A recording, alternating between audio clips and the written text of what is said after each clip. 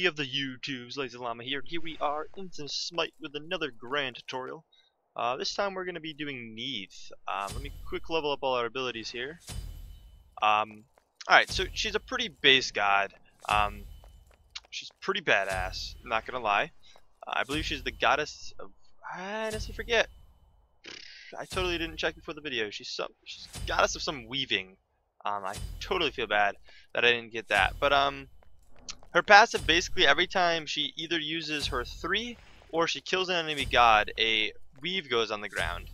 And you'll see that as I'll show you once I do my backflip.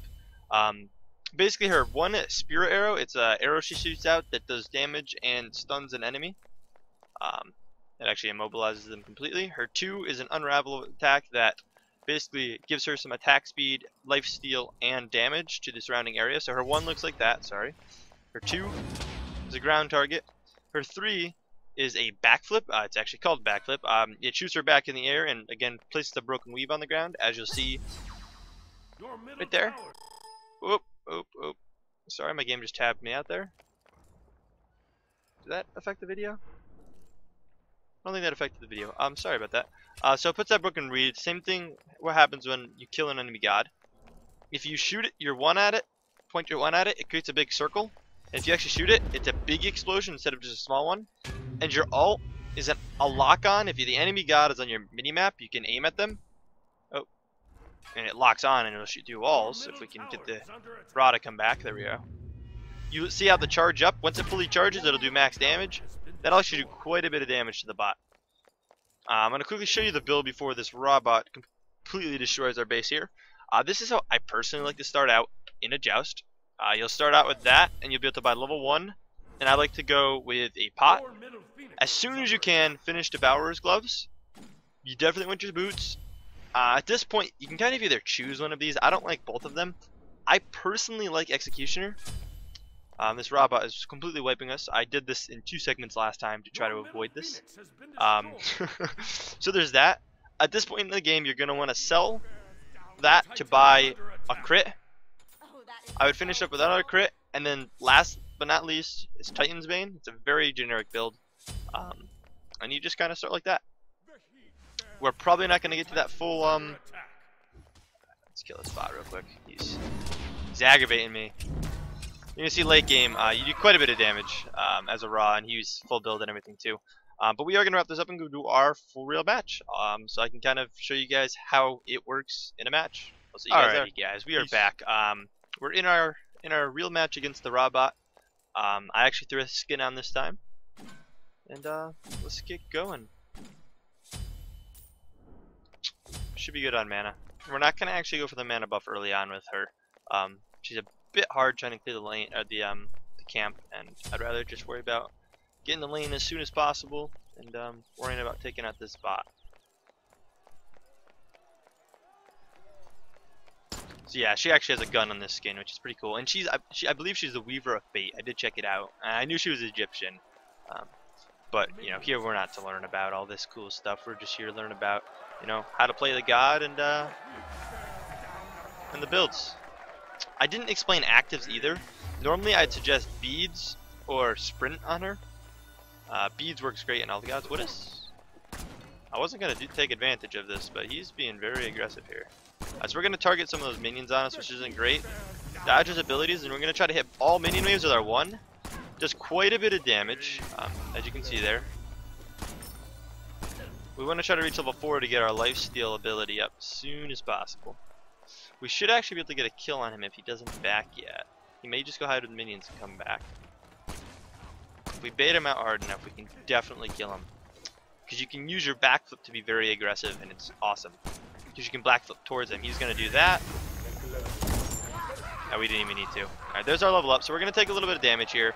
Now, if we hit as many minions in as we can, you see we use quite a bit of mana on that ability. But this item we're buying here actually... This bluestone is giving us mana regen, so it helps out with that early mana loss. And our 2 is great for helping clearing the lanes. And what you're going to see here is I'm actually going to backflip, so I can clear this whole lane a lot faster. And you can see I cleared almost the whole lane right there, because I'm just trying to get enough just to finish my Devour Gauntlets, which I believe is only 1400, which it is. Let's put some extra pressure on the Ra. We may actually be able to get a quick kill on him here again. The nice thing about our ult is you just let it charge up, and as long as they're in range, you shoot and you got them. You can do it across map, so in like Conquest or even Siege, you can shoot all the way across map. To kind of help out your team in other lanes. And yeah, it works great. We're probably not going to get too far in the build in this match. It's probably going to go even quicker than the last one where we were raw. Just due to how much I like hunters and how powerful hunters can get when they get ahead. So we want to try to last hit these minions because we are trying to build our stacks, which I almost failed there. So we're going to wait till this gets low and take that. Now we got our three stacks here. We're going to quickly shoot that, and we should be able to lifesteal them if we kill them. Yep. Wasn't sure if at this level we could do it yet. So as we're pushing that lane in, you can kind of go into the jungle, and I'm not really training you guys for 1v1s in this series. Obviously, this is a very newbie tutorials on very base gods currently. In our last tutorial we did raw. We are going to quickly take out a camp here. And we can save our 2 till we take a couple hits here. And once you see us going down a little bit and he gets low health, just use it to kind of keep our health up. I don't normally use my 3 to help take out camps or anything. You can do it early game. It does kind of help if you take your 3 through your 3 before the camp spawns and then you hit your 1 on it. Get back out here. Should almost kill all of them, yeah. So it's a 14 stacks and only 3 minutes in the game, which is a very great start. Hope these tutorials are helping you guys, and if they are, if you guys can hit that sub button, it really kind of inspires me to keep making more of these kind of videos if they're actually helping people out there. Next priority, I like to go with lifesteal. Some people can argue 3, but I'm not a very big fan of the 3. I really just use it for escapes and traps. Occasionally I'll throw them on the ground like right here. We may get hit by a tower there, yeah. There's one right there, so when this minion wave comes, we'll hit the first dude twice. With our bow, and we actually almost killed him. We might be able to kill him. Oh, he's gonna. I don't know what he's doing. We were gonna kill him probably anyways with that. So we can grab tower here and then back. All these kills are just making us get really leveled. Early on, the attack speed buff is really great on her. Later on, I personally like damage, and you can technically go with this if you want. I like the extra attack speed. As we come up on our 3rd item here, you have a choice, and I said to go with Executioner, and that's what you're normally gonna do. Kin size is really good if you're versing gods on the enemy teams. If there's like multiple gods that have really high health pools, because kin size will actually do a percentage of their health pool damage to them. You'll take a percentage off. And raw is dumb, and there's like another easy kill. Like I don't even feel right taking that from him. But again, this is just to demonstrate kind of how I level up, and certain weird situations can pop up sometimes. Which, again, early on, you worry about the stacks. If you're playing with people, you want to try to, ask them to, let them know you're stacking. You can do VSS, and it lets them know you're stacking. And as long as they're not stacking, most people are pretty nice about it. Alright, we got a whole lane clear there. We're gonna actually go grab the attack speed here. You see, he's trying to slow us. We'll just get that little bit of damage on him. He may actually. We don't have our ability yet to do anything, but just get that poke off. I totally missed because I was trying to hit the center there. But the bot's not very smart. I mean, practicing on raw bot, it's a great way to get used to the controls, but I would at least bring it into some co-op matches. On the Concast or Joust. Those bots seem to do a little bit better than the practice bot with raw. We didn't even need that first healing pot. We probably honestly would have been better off with the mana pot. We'll take advantage of this. We have enough for that. We'll get a little bit more so we can start into the next item, if not finish it. Because once you get crit on Neith and attack speed, it's over. And if you ever get level difference like this, like 12 and 7, if you can do that to someone, which is the great thing to do with hunters. Hunters are late game carries. It's game over. I mean, honestly, it's like a lot like that with a lot of gods, but Honestly, we could back at this point. Place that there. For when we come back and we go kill Raw again. And if you ever back and you have a ton of money like this, you can even just go kin size, even if they only have one really tanky guy. It is a really great item. I personally like it better than Executioner. You get a little bit less attack speed, but it's worth the trade out. So like I said, you normally want to sell Bluestone at this point, but we're not going to if we don't have enough if we sell it. I believe if we sell it, we only get like 500. Yeah, so that's not going to put us at the 1200 we need. So we'll hang on to it for that extra mana regen for now. You kind of only use it if it's going to up you a level of item or something. And just for ha-has here, he's going to... that's so pointless that I did that. But just for ha-has, we're going to do that. I'm going to show you the aggressive... If you would run right. Please run. Please run. Ra, you're not helping. Alright, well, that wasn't a good demonstration. I was going to show you the aggressive flipping. But, so if he was running away, like say that those minions are Ra, you can quickly, as you're chasing him, turn and click. And you see we caught up right there. And then you should have your spirit arrow up at some point soon, to be able to take advantage of that.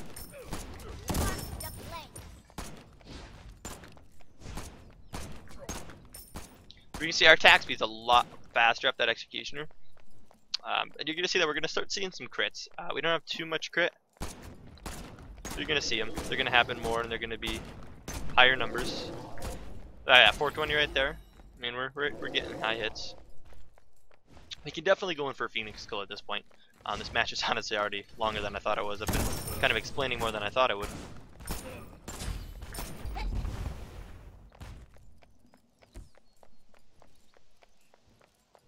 We'll back real quick. So at this point, you'll see that if we sell our Bluestone, we'll have enough for that. So we're going to do that just because at this point, we really don't need Bluestone. It's not really necessary, and I'm not buying actives either, but like I said, beads and sprint are really great on Neith.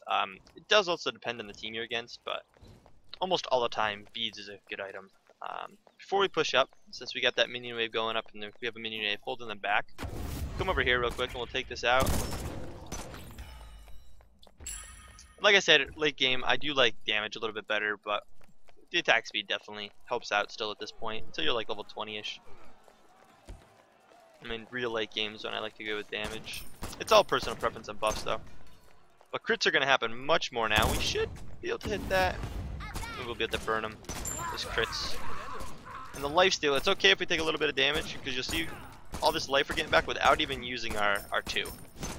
I like to personally, even in 1v1s, go take a couple shots, keep my minions up, and then I go back in.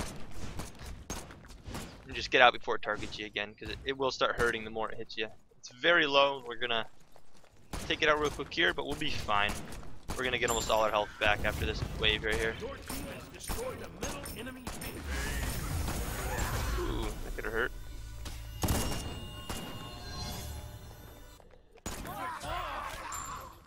You see those crits are much more. And you see as he died there, I didn't actually show that. I placed a broken weave. So taking hits from him hurts really bad, but I'm just trying to get some extra damage out. We'll waste our potion. We have the wave coming, so we'll heal up almost fully again.